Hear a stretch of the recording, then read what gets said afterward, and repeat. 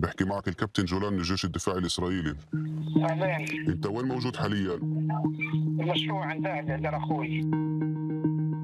Inside cramped, soundproofed rooms in central Israel, one of the most ambitious and decisive projects of this current war in Gaza is taking place.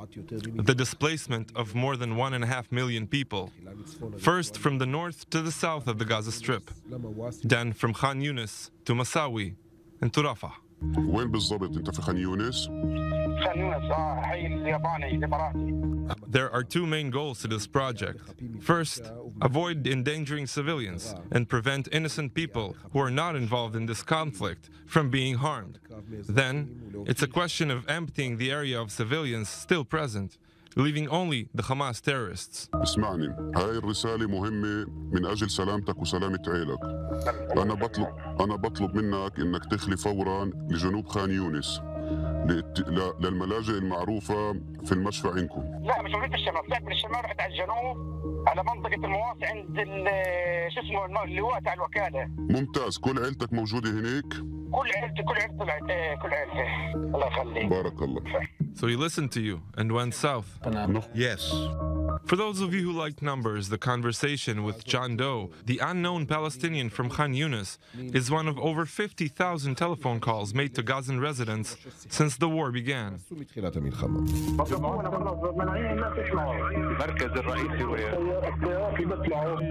They're added to the 12 million voice messages, as well as 14 million text messages, recorded and cataloged. And it's all happening here in this room, behind these screens, the agents of Unit 504. Unlike previous operations, where we also had to move civilians, these conversations are much friendlier this time, and they often thank us for taking care of them and helping them move.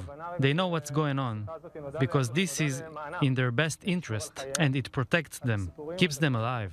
I remember one time we called the family to ask them to move south, and they said that that's what they wanted to do, but Hamas prevented them from leaving and shot at them. Thanks to this contact, we received the exact position of the Hamas terrorists.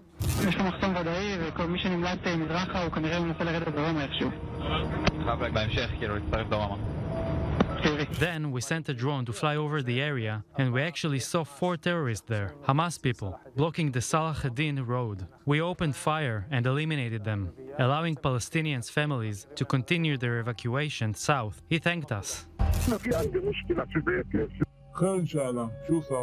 مش تحكي دعاني ما بنقدر نخرج دعونا نطلع من البيت لما الحرب اليوم بدنا نطلع ما حد يسألكم احنا في بيتي احنا ما بخلونا نطلع برا بيتي مين قالك هيك؟ هم كانوا التنظيمات بيمنعونا ما بخلونا نطلع من البيت فرجني وين هم موجودين واحنا بنعمل احنا بنحل مشكلة وينهم موجودين؟ ما حد بيصل عند صلاح الدين، جابوا صلاح الدين بتقعدوا برجعونا ممنوع. هذول جماعة الحماس، بس أنت عارف واحد منهم بالأسامي بالإشي وين موجودين؟ أنا بقدر أحكي معهم، أنا ما بقدر أحكي معهم لأنه يطلعوا لك ممنوع برضه بقول لك أنت ممنوع أنت بتشكل خطوة من بيتك. This story reflects a large part of the daily reality of this unit, handling assets and intelligence sources on the other side of the enemy lines. Over the past 2 months, the unit has joined the IDF's war effort, even though it's not the unit's natural environment. In parallel to the intelligence gathering through the field agents, Unit 504 must attend to the Palestinian civilian population's needs and their transport to the south of the Gaza Strip. We use different colors each time we distribute a new leaflet, so they know there are new guidelines. Here, in addition to telephone calls, there's format and print. They have even invented a system for the optimal distribution of leaflets above the neighborhoods of Gaza. The text on these leaflets asks residents to leave the area. Here's one we've already sent. This one was for Khan Yunis. How many actually follow these guidelines? They follow them very closely. We even put a central command barcode on it that links you to a map. Interactive evacuation. High tech. Completely high tech. اسمع أنا بدي تطلع من البيت وتروح لشرق غزة لبلدة القديمة لمدرسة صلاح الدين. أوكي؟ وفورا لانه بعد شوي في كثف شديد. حماس شو بيعمل بالمنطقه اللي انت ساكن فيها؟ على الطلاق ما بنشوف حدا فيهم يفضع عرضهم، كلهم متخابين واحنا اللي بنموت قاعدين. يعني الكل تحت الشرع بالنفط صح؟ والله ما بنعرف وين هم حاطين. والله يا زلمه عارف المشكله انه احنا قاعدين بنموت وهم اللي بيعيشوا، وحظ الله ما بنشوف وجههم حتى. بس اختموا لك شرموطه يفضع عرضهم، نكبونا ونكبوا غزه معانا. اذا واحد بيطلع ضد حماس بقتلوه؟ هذا قصدك؟ طبعا انت بتفكر في حد بيقدر يحكي كلمه او حد يطلع في الشارع يقول ايش بتسوي حماس؟ بتتدمر يا عمي، بتموت الناس، انت بتعرفهمش كيف في غزه قد حالهم هذول وما بتعرف لهم وجه من دفع. Who are you calling on? People who have influence, such as religious leaders, school principals, doctors, community leaders, etc. Without naming names, I can cite the case of a family who was in conflict with Hamas and who was very interested in being evacuated. But the Hamas men stuck to them and even wanted to turn their house into a fortified position. But they wouldn't let them do it. The whole neighborhood came out chasing them. After the men of Hamas? Yeah. Really? But we can say that these are only the first signs? Sort of. A popular uprising against Hamas? Yes. To fully understand what is happening in Gaza, we took the opportunity to speak to some Khan Yunis residents. ليش المساعدات حرامية؟ يعني في هناك عناصر حماس اللي عم ياخذوا من هذا الأكل من المساعدات الإنسانية. أكيد ما هم وين حماس وين موجودة، وين بتكون موجودة بتخرب. بس هذا المكان هو للمساعدات الإنسانية. ما هو حماس يا سيدي العزيز، حماس حاطة إيدها على كل حاجة عشان تبقوا أنتم فاهمين. حماس حاطة إيدها على موظفين الوكالة، هم القيادات في رئاسة الوكالة. يعني ما عم يعطوا المدنيين ولا أي غذاء؟ بيعطوا خصاتهم بالأول.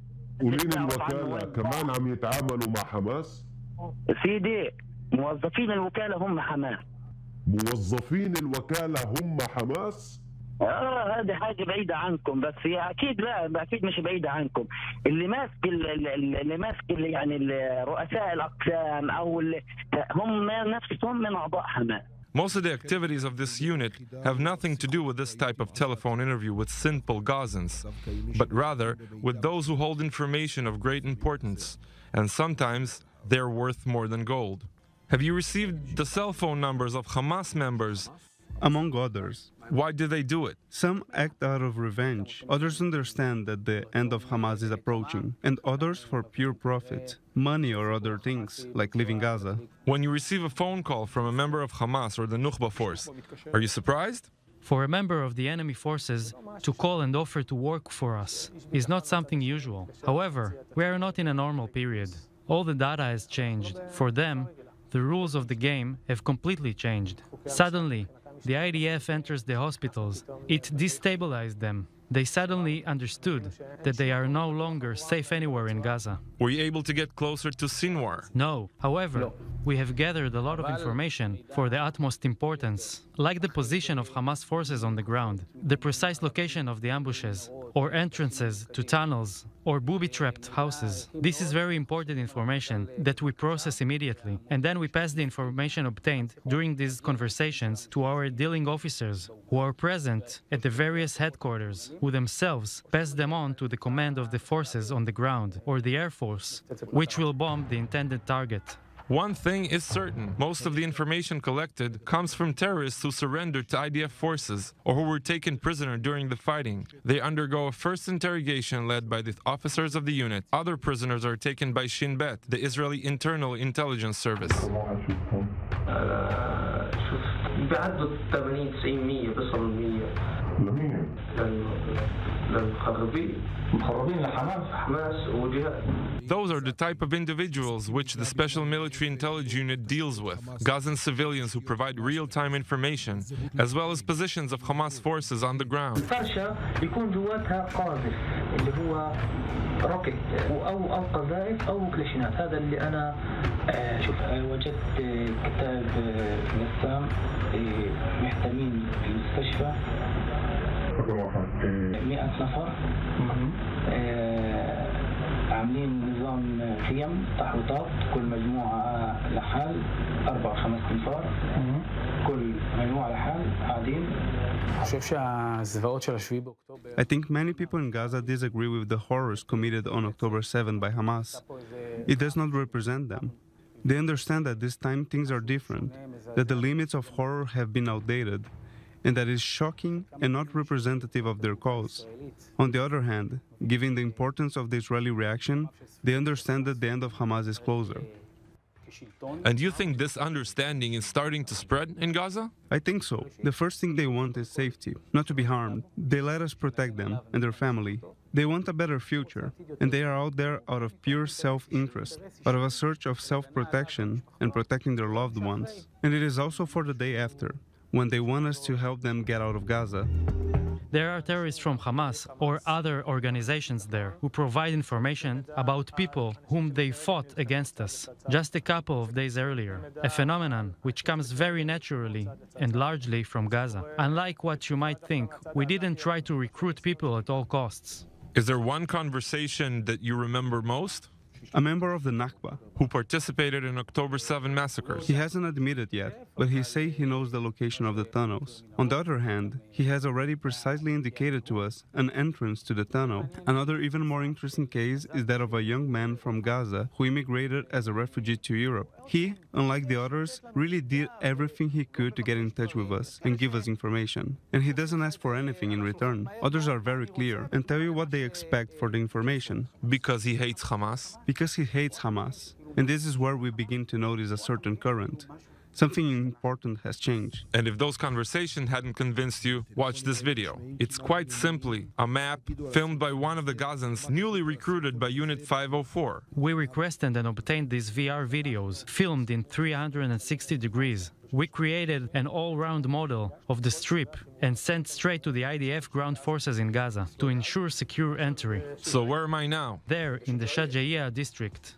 If you turn your head to the right or to the left, you can see the whole city. What does it look like now? It's a little flatter.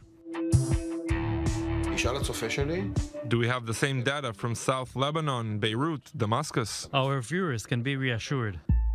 To carry out our attacks and help our forces on the ground, we must constantly find the pieces of the puzzle that we're missing. The address of a terrorist, his habits, where he is in real time, etc. We receive information from civilians spread across Gaza. When we receive the necessary details, we forward them to our colleagues at Amman Military Intelligence. They decide what to do with it so it is processed as quickly as possible and the Air Force can attack and destroy the target. We cannot help but ask the question, where were you on the morning of October 7th? You, who were supposed to know everything. This question has haunted us ever since, but for the moment, we are focusing on the war effort and the battle we face. However, they will have to find all the answers to these questions when the time comes.